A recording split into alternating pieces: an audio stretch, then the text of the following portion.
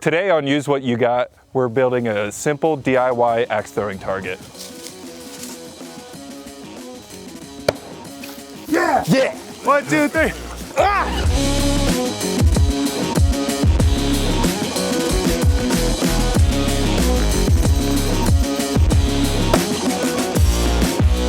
This is the easiest way to put up an axe throwing target in the least amount of time.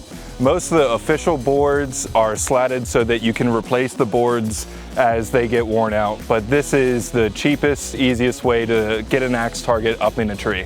I'd say the biggest tip is finding a spot that is flat and at least 15 feet a distance, and make sure you don't have any tripping hazards around you. So you want a softer wood and not a harder wood, because while a harder wood would keep up with the abuse, that is what's going to lead to more bounces. You want a soft wood that'll absorb the axe and not kill you. Yeah, don't want that.